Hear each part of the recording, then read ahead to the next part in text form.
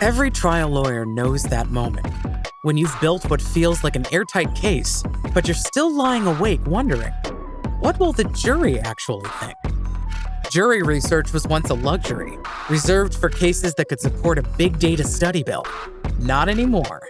Join trial lawyer and trial scientist Alicia Campbell and empirical legal scholar Nick Schweitzer as they break down the barriers between you and the minds of your jury.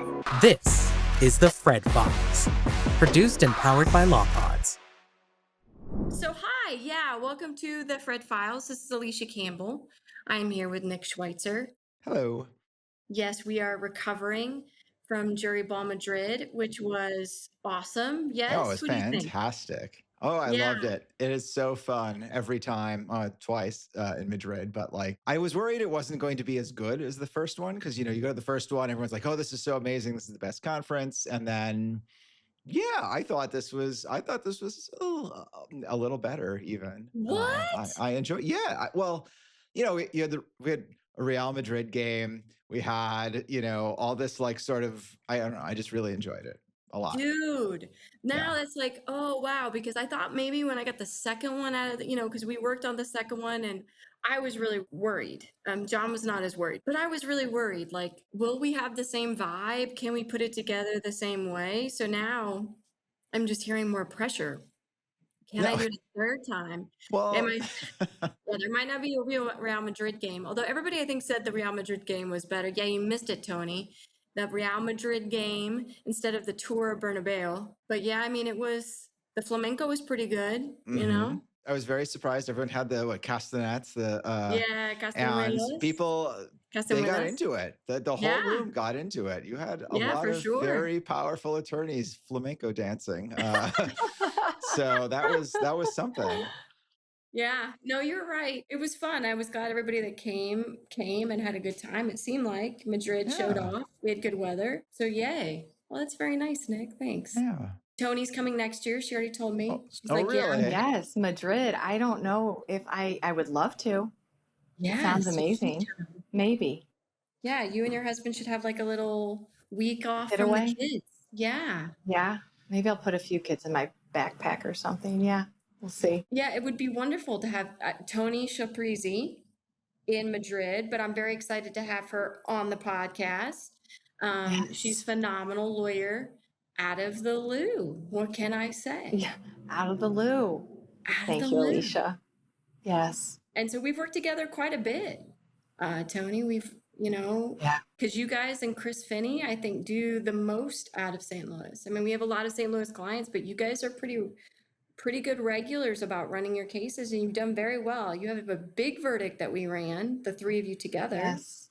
Yes. Yes. How much was that? That Yeah. was in 2022. So that was the 20 million, 25,000, which you all give us so much confidence. I think we started working with you and John, though, long before that. Yes. In certain cases, it helped us give us the confidence to go in and tell the jury what the case was worth, or in other cases, that we needed to settle to get them settled. But yeah, that was an amazing trial. One you'll always remember, the one from 2022 that actually finally was affirmed by the Supreme Court last May. So it was a long road, 19-year-old young man whose life was taken, trucking case. But Craig and I, who work together, my brother and I, partnered up with our cousin Chris Finney, who has his firm. He represented the surviving dad and we represented surviving mom. And yeah, you guys were instrumental in helping us. I mean, really, once I hear the numbers from you all sometimes, I can't just accept it. I'm like, I have to like believe it. And it took me, I remember dreaming about the case, dreaming about the number. And then like at one point it like hit my heart and I was like, this is right. But I wasn't there. I was like almost mad. I was like, I'm not asking for that kind of number. And then it was like, no, this is the number. It wasn't even asking anymore. Yeah. But yeah, you all are such good friends and you do such incredible work and give us, the ability to go in there with confidence. I admire you so much, Toni. You're like this badass female lawyer who tries cases, and she does it, Nick, pregnant. Like, as Well, if you don't have enough stuff going on. Like, for me, I can't even imagine that. I think it's so admirable to just get out there and be like, hey, yeah, this is what it is. Out I go, and trials happening. It's amazing, Toni. It's well, amazing. thank you. I mean, you know, as a woman, you don't know when you set a trial that there's going to be a baby coming. It's not exactly planned. The one in 2022, I was like, they were talking about a continuance, and I was like, I remember looking at my cousin Chris and being like, they cannot continue this case. Like, it was like up to the very last. I think the baby came 2 weeks later, so it was like 2 weeks Wow. later. we Oh needed my gosh, to try Toni. that case. But I have my family, and I'm blessed with like healthy. I'm not sick when I'm pregnant. I've been given a lot. It sounds hard, you know, when you're not doing it, but when I'm in the midst of it, I really feel like I'm given the grace to do it and the strength. So, Oh, that's very sweet. I mean, there's no man that's trying cases pregnant. I will. no, they have wives. I tell people a lot. I love my husband, but it would really be nice if I had a wife, but that's okay. Anyway, that's a different podcast. Well, tell us a little bit about yourself, Toni. Well, Alicia, you and I've gone back a long time, but I've been practicing for about 15 years now. I've always worked with my dad, who to me is the consummate trial lawyer. He's still practicing. He's 91 now. Oh my gosh. And Wow. I work with my brother who's a year older than me. Craig always knew he wanted to be a trial lawyer. So we grew up with stories, and we really just had the most incredible example you can imagine. And times have changed a lot, but my dad is the most civil, professional, but talented and humble guy you can imagine. He tracks everyone to him and really cares about people and wants to know about them. And so we grew up learning about his clients, praying for his clients. Faith is a big part of our lives. And I came to work with him right after law school. I wasn't sure what I was going to do. Craig used to tease me and tell me that I was going to go work for the big defense firms.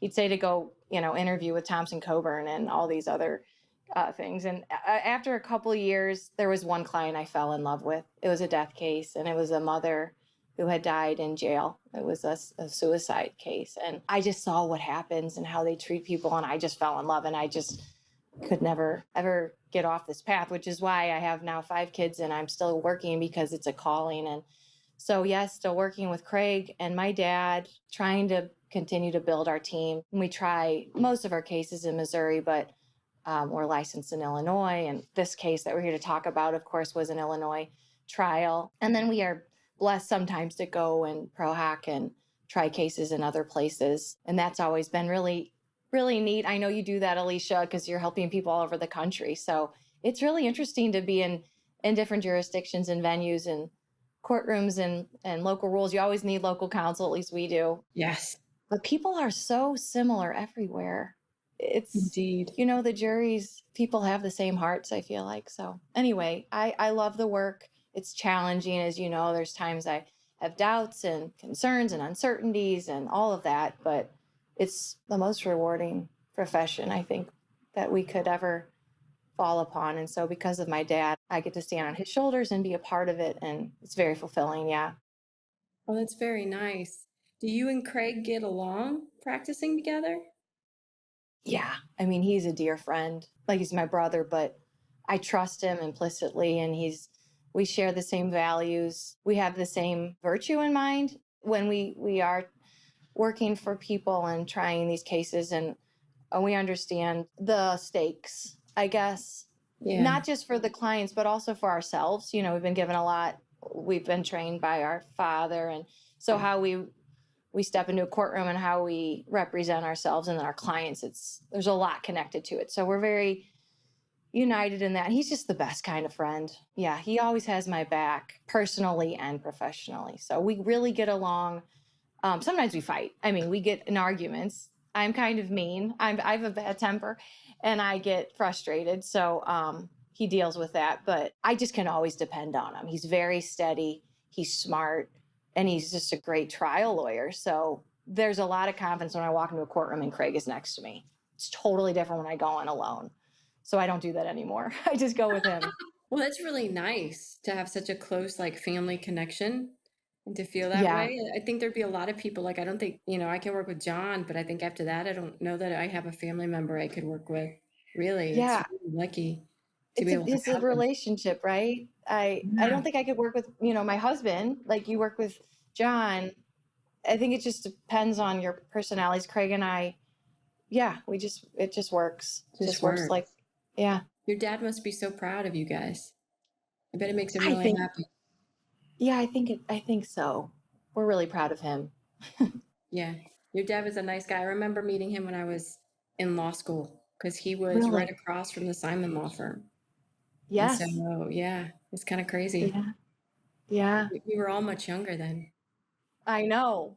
I still feel young, but I'm like, oh my goodness, I guess Girl, you are I'm much not. younger than me. I don't always feel young. I feel very Well, iffy that's true. these I don't days, either. But you know? keep fighting, right? Right. Every day is a new day. I'm just grateful Yeah. for it. It just means time keeps rolling and I keep getting older. I think You everyone don't else look it. gets younger. I No. don't know. Nice ruminations about age. But like, Yes. okay, so wait a minute. Where did you go to school then? Where did you go to undergrad? I went to Tulane in New Orleans. I Did actually you play played soccer there. I I did. know. I know. Yeah.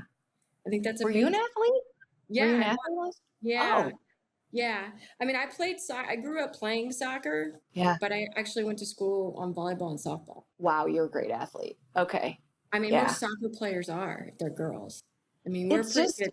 It's a thing. There's no way you're not a yeah. great athlete if you played soccer in college. There's no way. Well, and it transitions well into this work, right? I It think. does. Actually, it's a great Yeah. point. Yeah. No, you're exactly right about that, actually. Mm-hmm. And then where did you go to law school? Wash U. I went here in St. Gosh, Louis. you. Okay, I have my Yeah. sleeve shirt on. So Yeah, sorry. I love it. Well, you guys were that's where we should have gone, be a trial lawyer. Yeah, SLU is the practicing school, right? Like Right. it's for the trial lawyers and WashU's for the professors, really. It's the joke in Yeah. St. Louis, Nick. You go to WashU if you want to be ivory tower law, and you go to SLU if you want to be in the courtroom law. Yeah. Kinda how I it's- couldn't get into the ivory tower, so I went Yeah, to. I mean, Thank God, right? yeah, it's That was a much better blessing on in the ground, disguise. I think. Oh, Frankly. terrible. Yeah. Well, we shouldn't talk like that. Anyway, not my path. I'll just put it that way. No. But no, your path is to Illinois on this case that we're going to talk about Oh. because this case was a doozy. I mean, you and I spent a lot of time. I love this case because it is a perfect case to talk about in terms of why your frame matters. Oh my And that goodness, things yes. that you're putting in your case that you think provide context or background or is important to the narrative, how some of that can really be your undoing in the case. So dangerous. It's one where, and I'm going to let you go ahead and go through the facts of the case, Toni, and then we can kind of talk about it because we ran this one more than once. And then we have even more interesting stories on the, trial side that we need to talk about. It's kind of crazy. So yeah, let's dive in and tell us a little bit about this case. Sure. So, and I have to thank you just at the beginning because you were such a friend throughout this case. This case was going to be lost, and because of you all, it was won. That's the truth. So I am forever grateful. But this case, so it actually was tried in Champaign County near the University of Illinois in Urbana. Our client, Andy Crum, was a truck driver, and he had picked up a load of very heavy pipe in Louisiana and was bringing that up north to the area of the University of Illinois to a job site on the campus, actually. He's actually lives in Illinois, but was running this job. And when he got to the job site, there was the construction company that was receiving this pipe delivery, and they had a telehandler to unload it. And I didn't know what a telehandler was before this case, but it's a big giant forklift that has an extendable boom. And it picks up really heavy stuff that people can't pick up with their hands. And basically what happened was before my client had completed unstrapping the load, the telehandler operator began the lift when my client was in the fall zone, and he knocked pipe off onto our client, who thankfully dove as he heard the noise under. I think if he hadn't dove under, he would have died, but he still broke his neck, his back in multiple places, and had a head injury. And we had very little information. There were no witnesses well until we were in the case. And miraculously, at some point, years into the case, a photograph came to the surface from an unrelated third party. It was a truck driver that was waiting to unload, waiting for them to unload. And so they were out on the drive.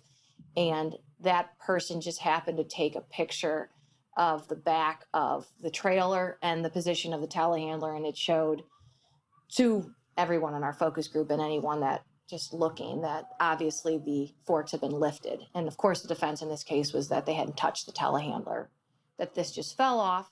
And that gets into more detail. This load had shifted from Louisiana to Illinois. And so there were a lot of factors involved, but ultimately it was the operator of a big heavy machine that wasn't paying attention and didn't make sure the most important person was out of the way. And then someone got seriously hurt. Yeah. And so this case, when did it get tried? So I was looking at that. It was November 17th it started, and then it went into the next week. They deliberated the day before Thanksgiving. So whatever that would have been, it was the Wednesday before that we got the verdict. That's right. I remember. It was a tough case for a lot of reasons, because it was the way that the pipe was loaded on the truck wasn't done by the client. The client was like, in fact, in the studies too, a lot of jurors were side-eyeing the plaintiff a little bit about his contribution potentially in this one. But it was interesting because when we first ran it, the first time we ran it, Toni had written in quite a bit of information about the actual trip from Louisiana up into Illinois. And so it was to try to provide kind of context. This is how the pipe was stacked. My guy doesn't do it. He shows up in the truck and then he drives the load. What is interesting is in driving the load kind of shifted. Am I remembering this right?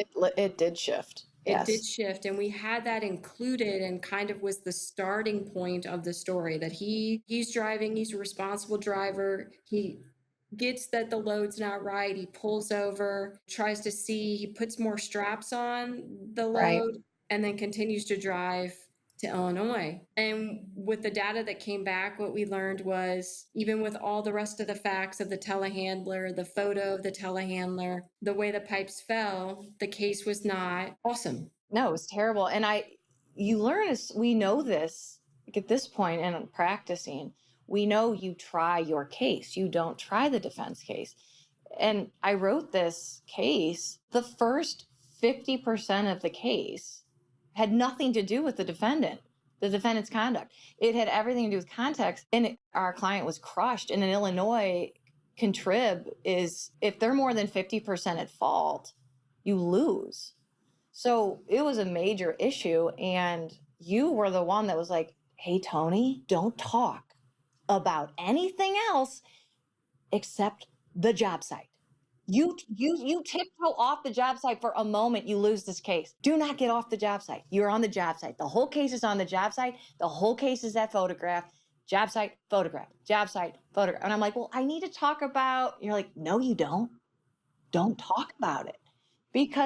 And they had a trucking expert because our client there's no evidence he had stopped within the first 25 miles or the first 150 miles to inspect. So they're throwing that dirt on him. They were blaming him for how he strapped it and belly strapped this because this was a tiered load. So it was 5 tiers high. They wanted him to belly strap it at the second tier versus the third tier. I mean, one thing after another. And then that it shifted and he should have gotten off the road and he should have had someone come and fix it. It was one thing after another. And by the time they got to the job site, we had already lost the case. Right. It's amazing what happened on that when you ran it the second time, though. Yeah. Tell everyone a little bit about how we ran it the second time. Well, the first time, I mean, I can't remember what the win rate was, but it was not winnable, in my opinion. In the 60s, especially in I think. 60s on the best day, I think. Yeah. Yeah, that was with the 5 million asked. 63%. Yeah. So when we ran it again and we just talked about the job site, we had an 89% win rate. Yeah. Like, I mean, I cried. I literally cried when you sent me that because I was so defeated by this case. It was such a tough case, really. Sometimes you just have tough. And I couldn't believe it. I cried. Thank you, Alicia. Because for me, it was crazy because I remember reading, it was a complicated case in terms of how the pipe, because each sets of pipe was like, I think, a different like diameter, or it was stacked Right. differently, or something. And I remember having to get through like all of what it took to get this amount of pipe on the truck, and for the truck to be stable so that it could be moved, and that there was a certain way that they had to be done. But what I remember doing is, for me, I thought it was, well, this is all very informative. When we were running the first one, I'm like, okay, so this is how pipe gets like on here. This is how it needs to be stacked to be stable. It might not be a little bit stable. And what I thought when we were running it was like, well, what does that have to do with the driver? Right. So in my estimation, when we ran it the first time, I was like, well, that doesn't have anything to do with the driver. It can't be a very big deal. I just remember getting the results back and being like, oh, holy shit. What's happening here is that going through the way that the pipe was stacked, regardless of who stacked it, the moment he leaves on that truck, once it shifts, all the jurors are like, hey, dude, you're driving down the highway in a truck with shifted pipe. Right. And Everything that you was the say after defense. that, yep, everything you say after that, I'm side-eyeing you. Right. So now when you say that you were out of the way, when you were like, you should have been out of the way, that you were actually trying to help with the pipe, that you had made sure that the guy in the telehandler knew not to do anything. What ended up happening is, because he didn't pull over in the first instance, when the pipe shifted and take any, I mean, because he restrapped, it's kind of crazy because I think he added straps at that point, didn't he? When he Oh, pulled up. he had double the amount of regulated straps on the load, but it just, yeah. I mean, double what the regs required and then added more. So what was crazy about this was, actually, this is one of the safest guys you'd ever run into. And the way the case came in, he was being perceived as someone that was reckless and not careful. But I mean, we were feeding right. The defense was, this is a shifted, unstable load. I mean, we were feeding right into it with the way I wrote it the first time. And it made us try the case completely differently too. I mean, and so, because you still had to tell the story. We had to just, like you said, frame it and structure it differently, because we had to start on the job site, and you can still explain the context of how it's loaded at the job site. You don't have to do that first. It's not important. They did not like him in that first. And he's such a likable guy. Like, it's so frustrating when you know the client, you know the people involved, you know the other side, and it's like not coming through. But thank goodness we did that in a focus group, and we didn't have to learn that lesson at trial. Yeah, because I don't think it would have been a very intuitive lesson, really, because I remember getting the report back and thinking to myself, like, holy shit, I need to call Toni, and we need to run this again, because we've done over 1,400 of these, right? So, I mean, I've had pipe cases, I've had trucking cases, right?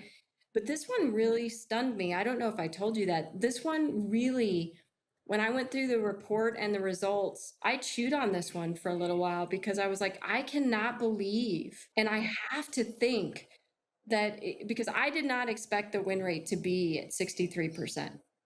Right. I thought it was going to be a much, like, because for me, in my mind, it was what happened at the job site. And to me, the picture, once I saw the picture of the telehandler where he's touching the pipe after he claimed that he didn't touch the pipe, and it was only because we have this other truck driver who comes forward with his photo. But once I saw that photo, for me, the case was over. And so I assumed that that's how the jurors would see it. So this case was very interesting because it really was a lesson in, like, you better be careful on how you're framing your case and where you start to frame your case, because once they got this like, well, why didn't he pull over? Why didn't he stop? Why didn't he turn around and take the pipe back and insist it was reloaded? Like, the moment that that happened, everything after about him, including his injuries, everything after that was tainted, is the only way I can say it. And Yes. it wasn't intuitive to me that just by providing, hey, there's this loaded pipe, our guy's driving, he starts here, he's getting here, and when he gets here, he's injured in Illinois. It never occurred to me in any real way when we were running it, Nick, like, we should be very concerned about this pipe shifting, because then we even had in there that he hopped out, he was responsible, he added straps. But it was that moment that the jurors were like, I don't know about this guy. And so the rest of the story was completely affected. And the photo then, like, went down in terms of, like, significance. When to me, running it, I thought, this is the piece of evidence that Toni needs. I'm so glad she has it. Well, and I remember you watched the video of the defendant, the target defendant, and you didn't like him either. And you're like, No. but it wasn't coming across. And I realized it was only after this focus group that every single thing that we did to try to explain, none of it had to do with our case. I mean, literally, it didn't even matter that he doubled the straps. That wasn't our case. That was a defense. That was a defense to their case. And I don't even know why it didn't click and that wasn't just 1% or 2% or 3% of it. I mean, that was a lot of context that was poured into that. And it was hard for me because I'm like, well, how do I not talk about it? It seems important and like just jump to the job site. But we did it and it worked. But it literally was like, we almost have to ask her, like, is what you're talking about right now your case? And if it's not, you better have a damn good reason why you're talking about it, because you shouldn't be. 99% of the time, you shouldn't be talking about it. No, it's really interesting because your instinct to provide context was equal to mine. Yeah. So it was just, it's a fascinating thing that I was like, oh my God, I hope she'll do this, because I felt like, holy crap, if we take all of this out, where will we stand at the end?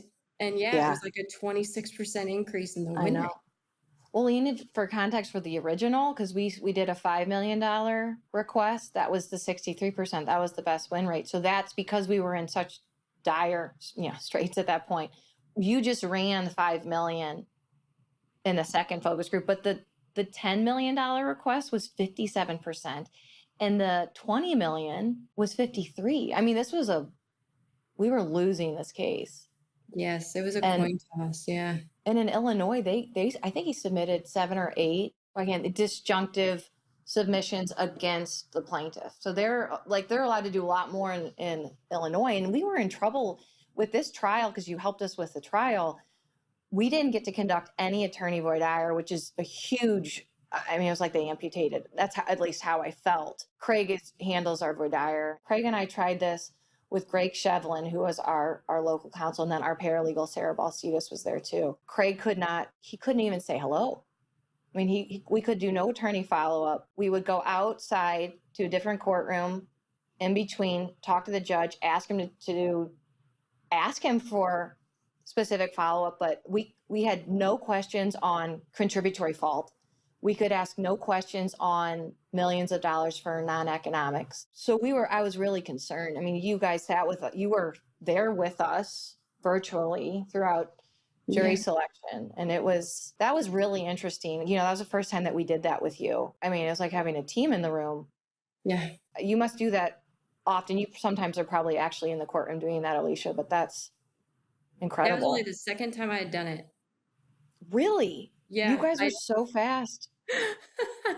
Well, I had done it once with Omar, who was at Jury Ball Madrid. And so he had no attorney-led questions. And then when you mentioned like, hey, because I was very excited about this case once it came back. I mean, it's always fun to work with you. But then when the results came back more in line, like, oh my God, we're living too much in the defense case. We think we're providing context. Actually, we're living in the defense case. And so when the win rate changed, and you mentioned, oh, but we're not going to get any voir dire, I was like, oh no, no. It was like, what are we going to? Please let me help you, because I want to be able to at least do what we can. And if I don't have to come out, that's okay too. But we can do it together on a Google Doc is basically where we lived. Right, which I was a little afraid to do because, so much is happening in trial. And I'm like, how am I going to logistically be the person? It worked out. Yes. I mean, Nick, this is the person who wrote, we have a person who refuses to say no to questions. He's just saying negative.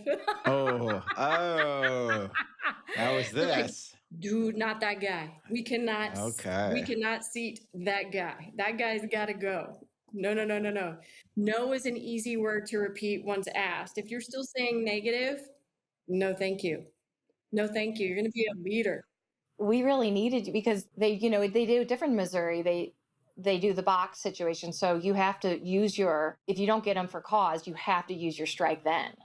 Yes. So it's a little scary because you don't know who you're ending up with and you have to do it like now. And I'm not used to that either. You usually see the whole pool and then Yeah. So talk a little bit about how the voir dire went, because people are fascinated by the different ways voir dire goes. How did it go in this case? I mean, I just prayed the whole time. The judge was a wonderful guy. I mean, he's really a hardworking judge.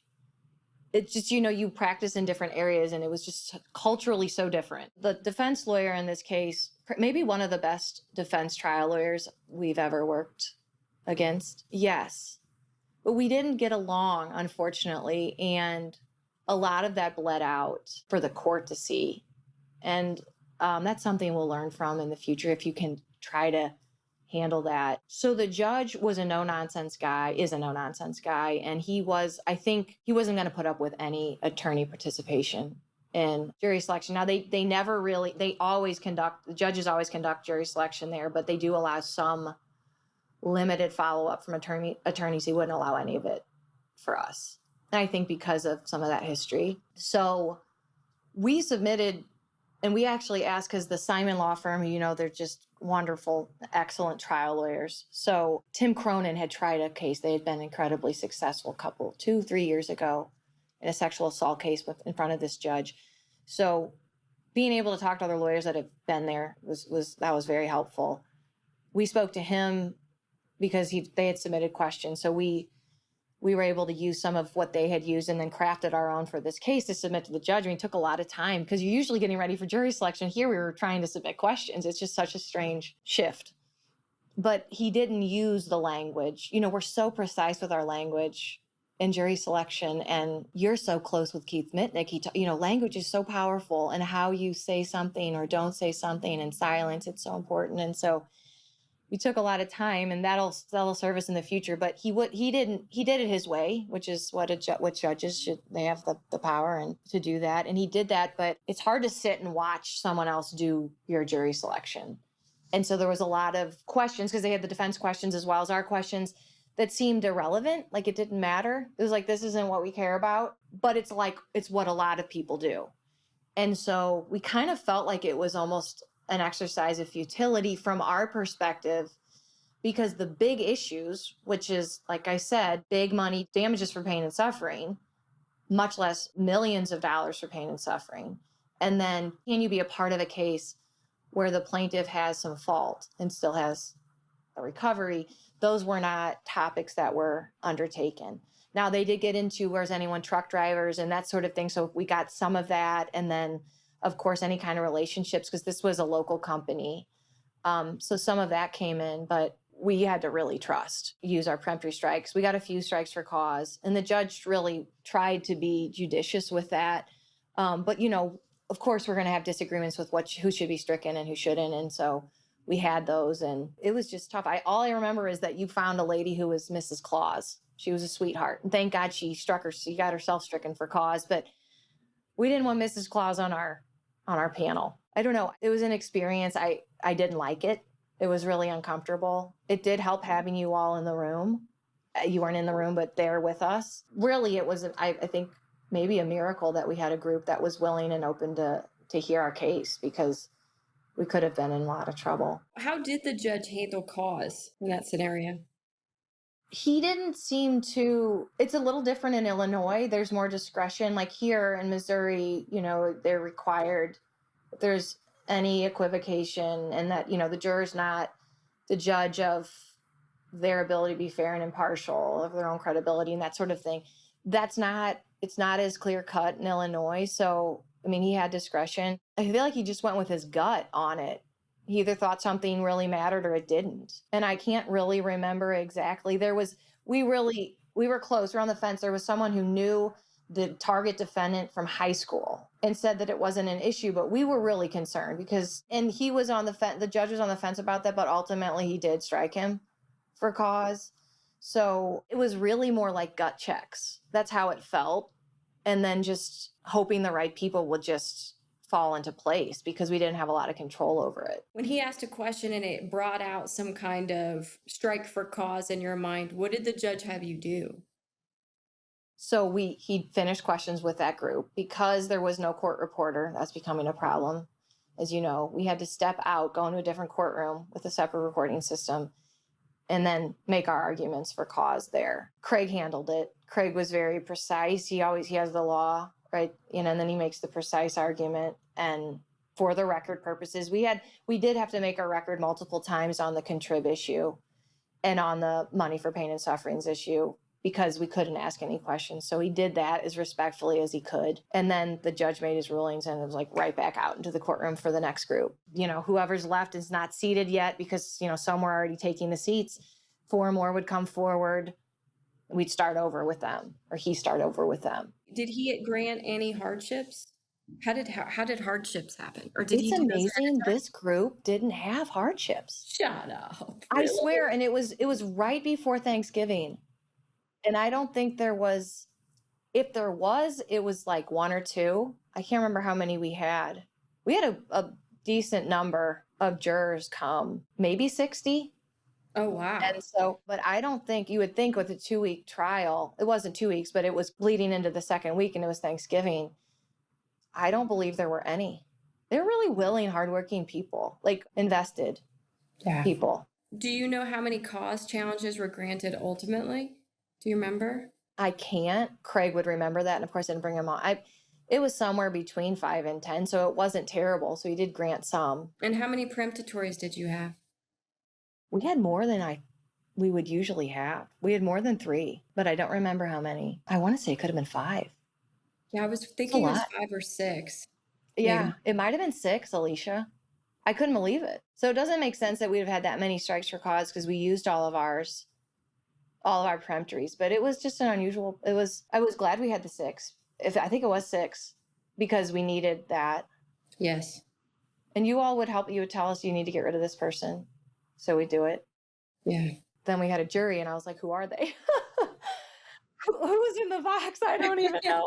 Well, yeah, it's gotta be a little weird because you've never talked to them. It's like, so often in voir dire, it's like, hey, this is my one time to talk to you. And then the rest of the trial, I kind of have to ignore you or run from you, especially if I see you in the bathroom. Right. So it's got to be a little weird to start and not have really talked to the people who are sitting there and now your captured audience. Opening was, that was the first time, and I did the opening, and it was the very first time I was connecting with them. It was really special, though. I really felt connected to them. So, well, that's nice. It came together. Yeah, that doesn't always happen. So I'm glad. Right, in opening especially. So I don't. Yeah. Maybe because we had been in the room, watching, and I don't know. Yeah, because I'm trying to remember how long it took. How long did it take? Did we just spend a day? Yeah, it was a day. Maybe picking a jury? Mm-hmm. It was a day. And I mean, I think when you're put in that position, I guess all you can do is really hold space with people and be present to them, even though you're not speaking to them. And that's something too. And as the plaintiff lawyers, we get to be closest to them physically. I mean, there's power just in that, but obviously there's more in actually speaking to people. So. Yeah, for sure. But yeah. How many did we seat? I don't remember that. I think there were 12. I thought so. Okay. Yeah, you need a unanimous verdict in Illinois. Obviously in Missouri, it's 9 of the 12. Yeah, they ultimately decided the verdict was like 2.125 million. So it wasn't anything we were running and excited about, but from where we started to where we were, it was a big success. I mean, there were a lot of things against us. Like what? We were at risk for losing the case for sure. So, and they hit him with 35% fault, which kind of hurt. That stung a little bit. So I think it was like 1.4 in the end, 1.4. And I was pushing you because I wanted to suggest more than 5 million. But remember, the numbers were really, and it was just such a risk that because I felt strange. It was the first time I was suggesting a number that was lower than I thought the case was worth. Who knows? We would have been worse off. It was just, we had to go with the information we had because we were going in with what appeared to be a losing case and had a great client. And so Craig was great. Craig was like, Toni, we need to be grateful for this. Like, given everything involved that this jury did what they did. Yeah, I mean, because it's a tough case, really.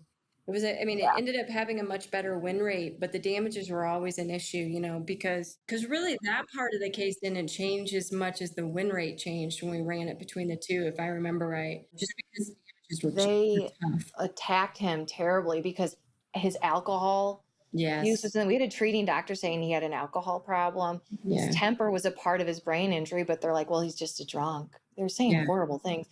I mean, he was thankfully never physical with anyone he loved, but he'd throw things and break things. He's like this gentle man. And then there was this just side of him. He became a toddler, but that's not sympathetic. And that was something else that came through the focus group was that, because I was like, it's not sympathetic to be an angry guy, to be a scary guy. He's a big guy. And so then it became the damages side of that kind of ugly side of him. That was a part of his head injury, which of course they disputed ad nauseum, but was the shame that he had. Because everybody can relate to shame. So no one was going to sympathize with this, but they could understand that you have shame. So we used shame was that part of the head injury. And then of course pain but we had a guy who was working full time. He hadn't had surgery for 4 years. They say that all this stuff is wrong with his spine. Well, he's a cattle farm. He works a cattle ranch at his house and he works full time in maintenance as a CDL driver. So you've got a guy who's not lost any wages. He's young, he's strong, he's doing things that do not appear to be things that someone who's seriously injured can do. And he's hurting his family with his personality that has changed. And they're like, well, is it really a personality change? It's just guy's just like a mean drunk. And they were allowed to really go after the alcohol. So thankfully, he's a really wonderful person. And he was incredible during his testimony. Really? Like our local counsel, Greg Shevlin, said after, he goes, that was really healing. It felt so healing to just listen to him testify.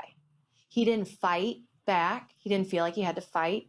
He accepted things that he needed to accept. He would laugh a little when they said, certain things. The defense lawyer got nowhere with him. And he's a very talented guy. He's a very talented lawyer. And so Andy Crum really showed up as Andy in front of the jury. And I think that helped us. But we had a tough damages model and we had a tough liability model. So we learned a lot. We learned we don't want to do that one again, but we learned a lot. And you were just the most incredible friend and colleague to partner with us, because we would just never be here. I think we would have been walking away with such a disappointment out of Champaign, so. No, it was a great thing to learn. It was something else to, because I don't know if we've seen this much, Nick. I don't know, where your context like this can be so, it was startling, just to see the change and to be able to link it between the two reports. Like, this is just about the trip up to Illinois. Yeah. You don't see this big of a change without, there's some, huge piece of evidence that is now in or out or something like that totally, pivots the case. But just to see that big of a difference just between, I just have both reports that I'm looking at over here. And I mean, it's surprising, especially when the first numbers you see are not the 63 or whatever, it's in the 50s or whatever, jumping up to almost 90%. I mean, it's two crazy. Different cases. Yeah. It's crazy. It's like right. that confluence of, you think you're just explaining and being credible. And that's the thing that stuck out to me is like, Toni's not writing about this because she thinks she's in the weeds with the defense. She thinks she's just responsibly describing how her client is trying to be a good guy moving this pipe, which would make you think he's a good guy at the site. And instead, it was a really important reminder, like some of the framing, some of the context we provide, we have to be very careful about, because if it lives at all in the defense world, it may not be construed the way we mean it to be. It's just crazy. Yeah. Because you're very thorough, Toni. You're a very thorough presenter. You present your cases, both sides, very thoroughly. And so that's how I read it. Hilarious. Thank you. But it got me in trouble in this one. It's like that's a losing strategy here. And so then it really helped you during the trial just to stay on the job site. What did you guys do to make sure you stayed on this job site? Is that where you started at opening too? Yeah. I started with the telehandler operator waiting with the machine. So I started with the machine so that there was a picture of it, and then just it's big and how far, just to give context of size and weight and what it's there for, and then the hazards. So that I got the rules in kind of first. And then I sort of did it from his perspective, waiting for the load to get there. Then the load gets there. I love it. It was all completely changed because of what we learned. But that's how we started. And very soon after that, we put the picture up of the telehandler forks in the air because the sequencing mattered. They needed, like, what comes first. It clearly matters. So they had the context of this big machine and why there's rules, because if you do something that you shouldn't do, someone can die, like the boots on the ground, those folks will die. And then you show the forks in the air and pipe that's on the ground. And it's like, you don't have to say it. It's like, oh no, like what happened? That's how we started. Eventually had to get to Andy because Andy, the client, I mean, he's a strong guy and he's walking in and out like nothing's wrong. So we had to talk about him with them and somehow connect that. But the liability started with the operator and the machine, and then here comes the pipe, and then this is what we do to unload it. That's how we started. So I forgot too in this case that there was another intervening injury before he was diagnosed with a head injury. So there's just like a lot of things. I mean, he had hit a branch, fell on his head in between the event and then the first time he was comprehensively evaluated for a head injury. So they're saying that the branch. But there's just a lot of little things along the way that are distracting. So we had to touch on it because you have to put context. You don't want to lose credibility, but it couldn't have the focus. The focus had to be this operator. I mean, he did us favors. He wasn't the most likable guy. He was a very cocky guy. And I don't know if that was the pressure of the lawsuit, or, he'd been with the company for like 25 years. So that's got to be somebody that's loyal and, you want to keep around. But when they're put in the setting of a courtroom, he did not have a good appearance. So that helped. Yeah, for sure. Right. And then how did you structure when you closed? How did you handle closing? Craig did the second half. So we split it up. I went through some of the instructions. And then I don't think I broke up the 5 million. We'd said 5 million from the beginning. And I just framed it as the last 4 years and then the next for the rest of his life. I wasn't like hard because 5 million, it seemed really low. And so we talked about what he was going to deal with. I mean, it's very isolating injury. And I remember what came through because there was so much noise in this case. I remember lifting up my hands like high because I was thinking about light, like one light in the darkness. Like you can have all this dark noise and everything and you can't find the truth. Like, where is it?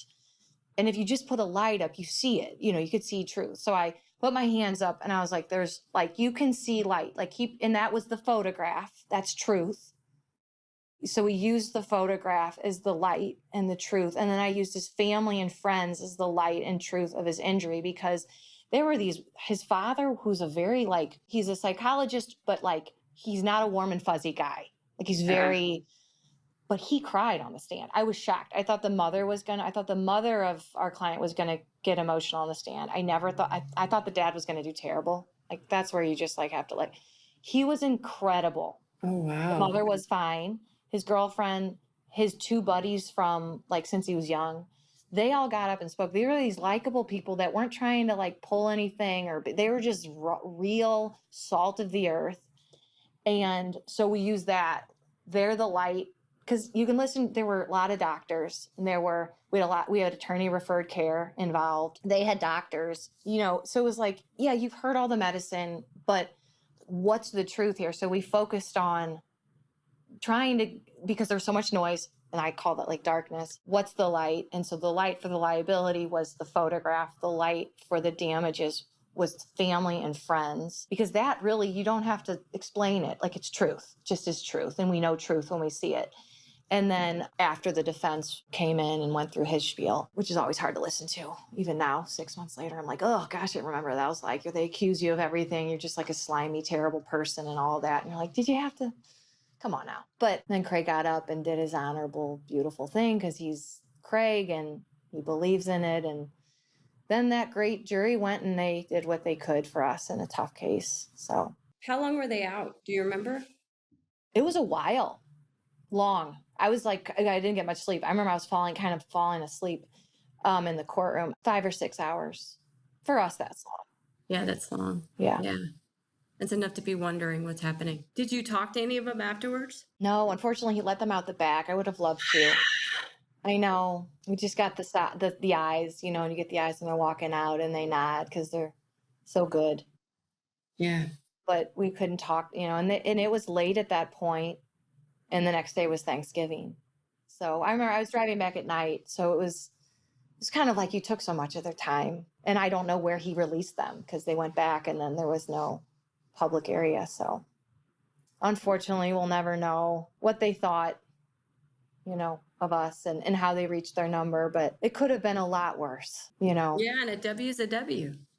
Yeah, You know? and they put a lot more weight on his future. I can't remember the breakdown, but $1 million for future disability. So they put 1.675 million on the future pain and suffering, Wow. and only 450,000 from the past. So they were worried about him. They were worried about him. They thought he had real damage that would affect him in the future. That's really great. Yes.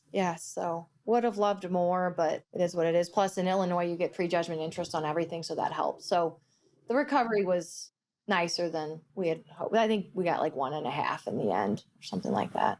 That's really great. Yeah. I think that's really great on a case that started with like a win rate in the 50s and the 60s. Well, we're going to just go work our rear ends off and lose. Be like, what is this my intended purpose? No, and I wanted to do this podcast with you because I also don't think that if you had tried it the way you ran the first iteration, if you just gone and tried it like that and you had started where you started and you didn't live at the work site, I think if you had lost, which there would have been like would have been a coin toss whether you won or lost, I don't know that people would have been able to identify the actual reason why you lost. That is what's so fascinating about this to me, is like, I think you probably would have, if you had lost, you would have come back, and if you hadn't talked to any jurors, you would have been like, they didn't like our guy, or I just think that it would have been hidden. I don't know that anybody would have been like, you know what it was? Is because you talked about the travel from Louisiana to Illinois. Right. Well, you were the one that was like, in that way. You said this picture is, you win this case with this picture. You don't just stay there. And I was like, all right. So I agree. I think we would have just been discouraged. Yeah, I think so. Not known.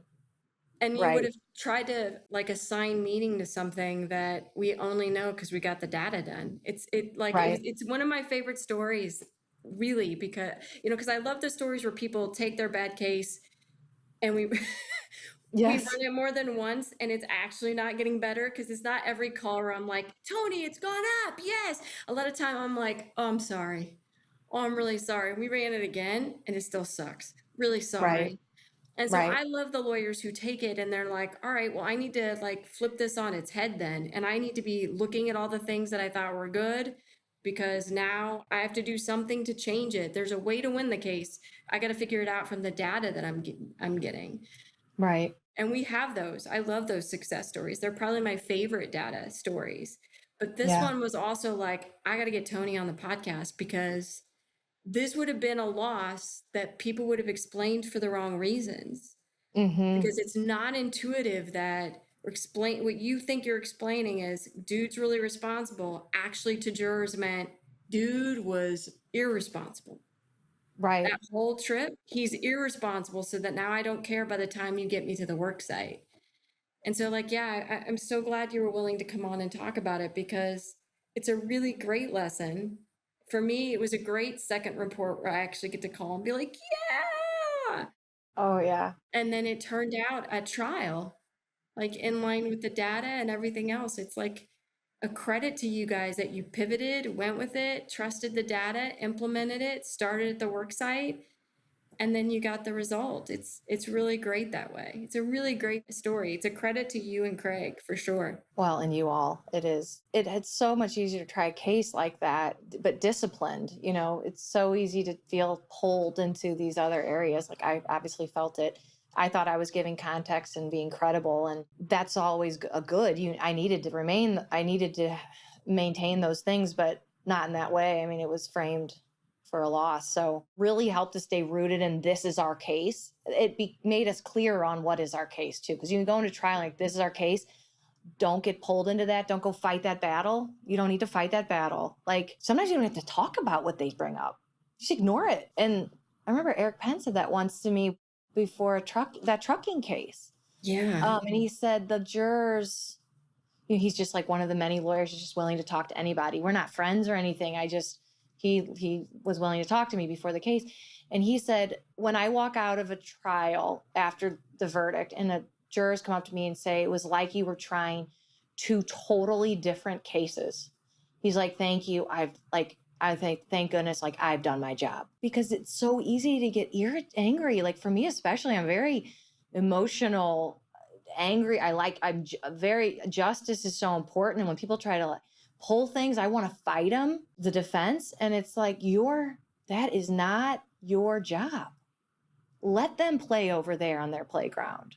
Like whoever's the most credible, like just do your case. And so this was such a gift, even though such a challenge, because I learned so much again about how important it is to try your case and to find your case. And that's what you all helped us do, is to find our case and then to stand with it and try it from that vantage point. Yeah, it's incredible. I don't know how you guys do this. I don't understand any of it.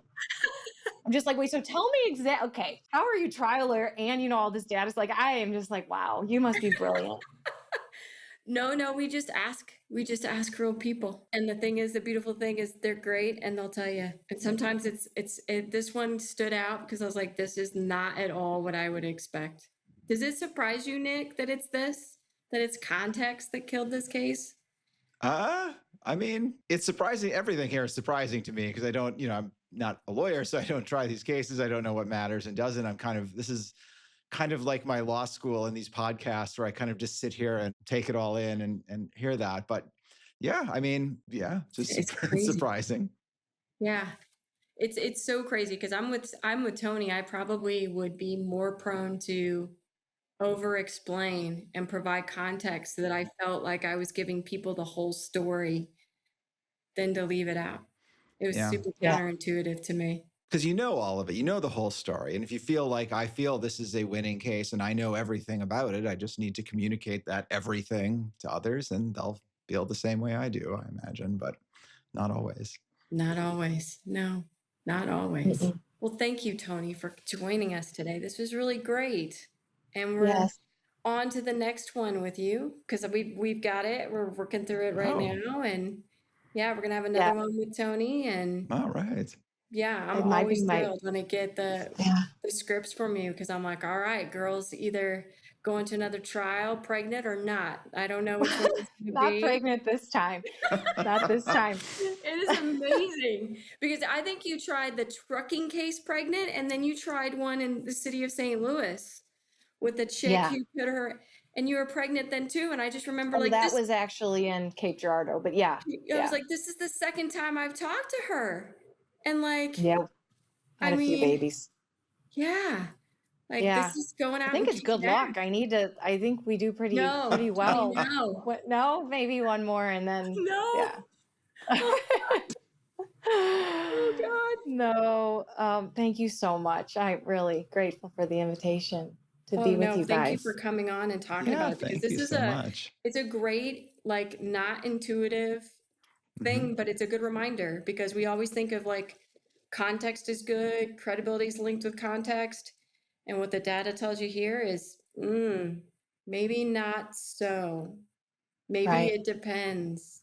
And that maybe you're doing more harm than good. That would be hard to know if you don't run the data, because it was certainly not an intuitive answer to me. I think this for the last point, because I always think of Keith Mitnick because I listened to him and there was a way to put it in context. It's, because you have to in a small way.